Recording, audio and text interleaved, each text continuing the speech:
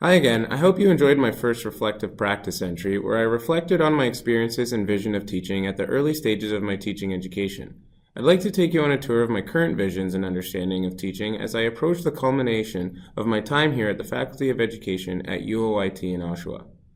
In my first reflective analysis, I was very much so focused on classroom management and building healthy relationships with my students by establishing rapport within the classroom. Although I still hold these goals and values close to my heart, I now believe that I have a more matured and holistic perception of a multitude of interacting variables of teaching that contribute to my vision.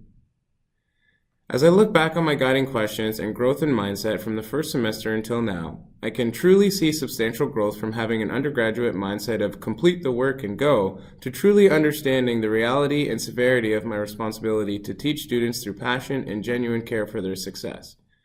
But how do we effectively communicate our love of teaching, and how do we communicate to our students that we truly care about their well-being and success in all that they do?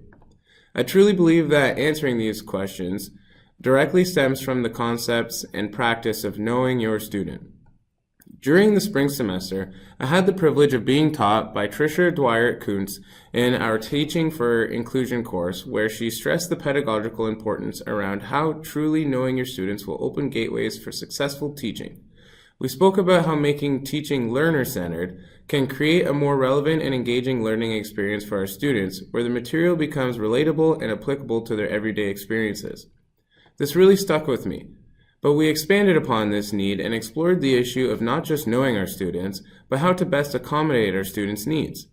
This brings me to a major goal that I want to accomplish in my first year of teaching. In my role as a supply teacher, I really want to focus on establishing safe and inclusive learning communities in the classrooms that I visit, and I'd like to work on effectively and quickly doing this early in the day if possible. Fortunately, I have had the privilege of being certified in tribes training, reflective practices, and mental health first aid, which I believe provides me with an excellent stepping stone in achieving this goal. To help with this goal, Tricia introduced us to the Learning for All document, which serves as a reference tool in understanding our students who have IEPs in our classrooms and how we can help those students achieve their true potentials through different forms of assessment and accommodation. This document really helped me understand that IEPs are legal entities that not only legally bind us as educators, but highlight effective means of helping our students feel like they are successful in their learning. This brings me to my favorite document that I've come across during my Bachelor of Education degree here at UOIT. The Special Education Companion is a wealth of information for someone like myself who really prides themselves on being able to access high levels of trust and rapport with their students. I truly understand the importance of ensuring all of my students feel included and accommodated for in their learning environment through instruction, assessment, and a universal design approach to teaching. Now, as we begin to wrap up our holistic philosophies and beliefs in our personal pedagogy, I find myself referring back to Reinl and Rionier, 1998, where they highlight the difference between differentiated instruction and universal design. The authors state that universal design, UDL, is used to provide teachers with a range of principles for planning instruction and designing learning environments for a diverse group of learners, whereas differentiated instruction provides the ability to address specific skills and difficulties through a multitude of methods and approaches. Understanding the difference between these two concepts and how, although different, they still need to be used in unison in order to most effectively reach all of our learners. This brings me to the second goal that I hope to achieve during my first year of teaching. As a first-year teacher, I understand that I won't have consistent opportunities to use universal design in the classrooms unless done on the fly, as the homeroom teacher would have ideally already established this. However, I may have opportunities to influence how the teacher implements differentiated instruction once I have a clear understanding of the IEP students in my class and the variety of learner personalities.